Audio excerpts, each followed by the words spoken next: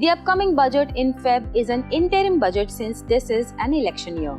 Now, even though the budget is unlikely to have any big announcements, it could still affect Indian investors in some ways. I'm Neha V Mahajan from ET Markets, and here are 5 key things investors should watch out for in Budget 2024. Number 1. Tax.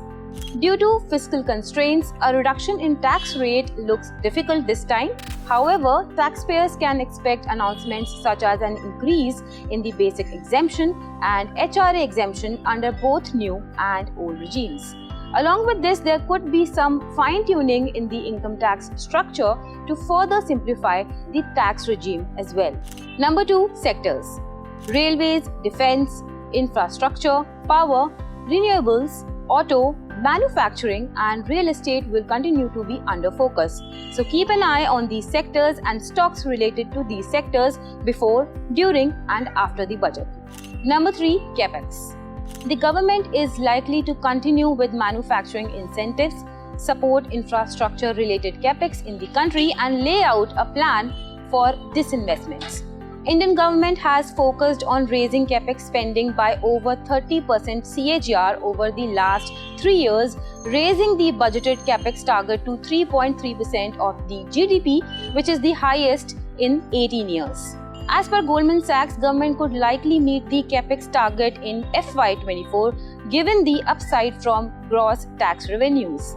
A decline in capex growth around 10% year-on-year in FY25 is expected given the medium-term fiscal consolidation path of the government.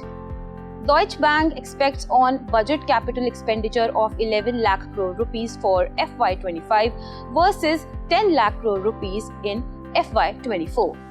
Number 4. Fiscal deficit target. ICRA expects the fiscal deficit target for FY 2025 to be set at 5.3% of GDP midway through the expected print of 6% for FY 2024 and the medium-term target of sub 4.5 by FY 2026. As per ICRA's estimates, every 10 bps of expansion in the fiscal deficit to GDP ratio would allow an additional capex of 324 billion rupees.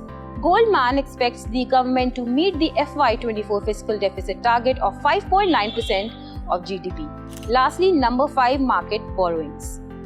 Goldman analysts believe that the RBI may be a net seller of government bonds in FY25 as there could be adequate demand for government bonds from FIIs and domestic investors in a policy rate easing cycle.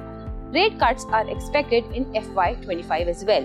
We expect the overall issuance for the centre and state governments in FY25 to be around 17 to 18 trillion rupees. To fund the central government's fiscal deficit of nearly 18 trillion rupees in FY25, we estimate net borrowing of around 12 trillion rupees after accounting for non-market financing from small savings, state provident funds, etc. For the state governments, we assume 70% of the fiscal deficit in FY25, around 2.5% of GDP, to be financed by market loans. This translates to state net borrowing of 5.8 trillion rupees in FY25.